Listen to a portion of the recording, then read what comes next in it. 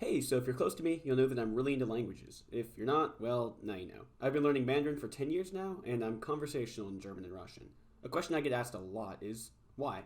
Why do you learn the languages you do? Why learn another language at all? For me, that answer has changed over time, so I'll just start at the beginning. I'm going to talk about Mandarin, but I'll mention bits of German and Russian, but overall, I'm going to focus on Mandarin. So there I am, summer 5th grade going into 6th grade. I was sitting on a bed in my mom's office, and she came in. She told me about this summer program called Star Talk, and that they would be offering a Mandarin crash course at the local middle school. She encouraged me to do it, reminding me that I really like Chinese food, so maybe it'd be fun to try. And it is true, I really do like Chinese food, so I decided to give it a shot.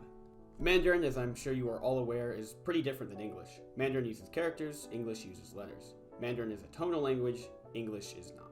Mandarin grammar is pretty easy, English grammar is almost impossible to learn if it's not your native language. Despite the differences, I instantly fell in love with Mandarin. For me, it was like a door being opened to a world just so completely different than my own. And so, because of my love for Chinese food, I was off to the races. The first day of class was so different than anything I'd experienced before. Our teacher only spoke in Mandarin, and same with the assistants.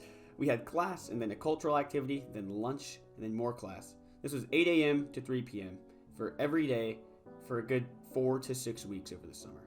At the end, we had a huge class presentation where all of our families would come to the cafeteria and we would demonstrate cultural things we learned, like lion dancing or sword forms. It was cool, but we'd also have to do a song. It wasn't a super long song. You can actually look it up. It's called Liang Zhilaohu, means two tigers. And I still remember this song to this day. After we finished presenting to our families, we got awards and whatnot from the Star Talk staff. I got the Most Improved Award, and I was told that I should really consider taking Star Talk the following year and take Mandarin in high school. I had potential. I remember being so proud of myself. I felt like I finally found an area in my life where if I worked hard enough, I could be really good at it. So the next years came, and I did exactly what I was suggested to do.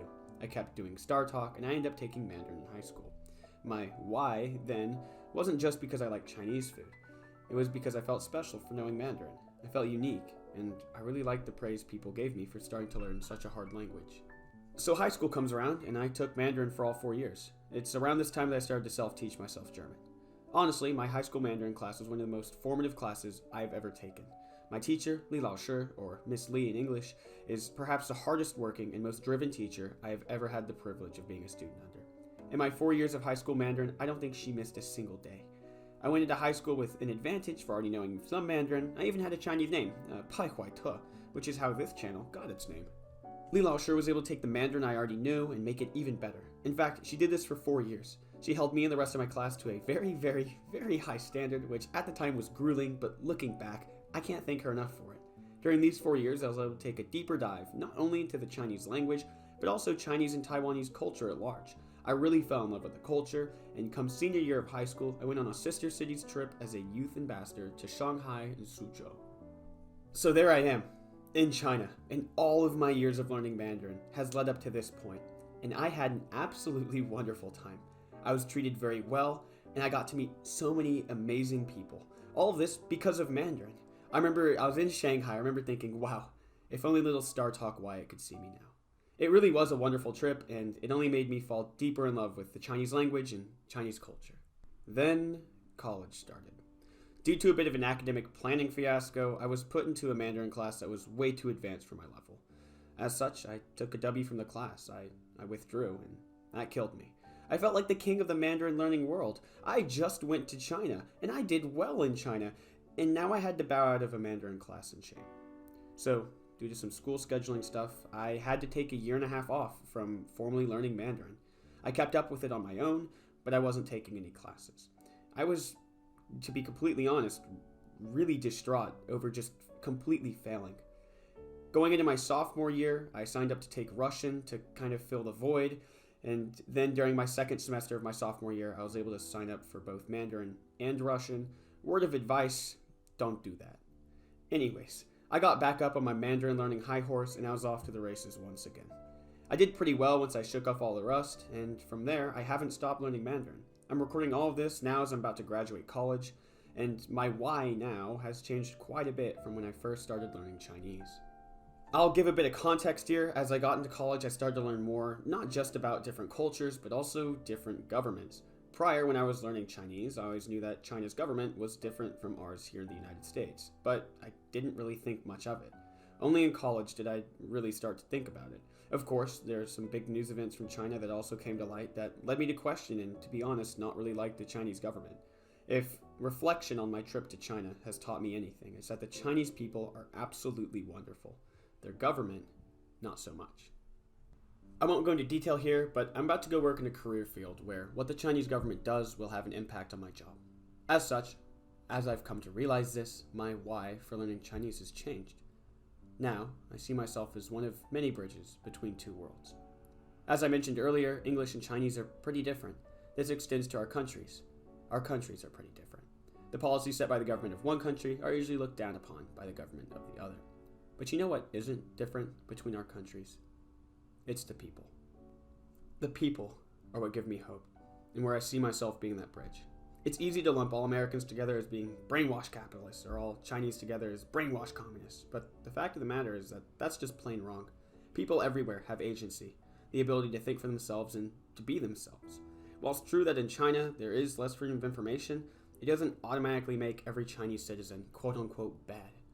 And, I'll point out, just because there's more freedom of information here in the US, people still do dumb things. Just look at anti-vaxxers or anti-maskers. But people, as I've come to learn, aren't really so different. People, no matter their country, experience generally the same things, though maybe through a different cultural lens. But you know what? I bet a heartbreak hurts just as bad in China as it does here. I bet having that first drink is just as much fun there, and having those close friends to talk about the deep stuff with is just as rewarding there as it is here.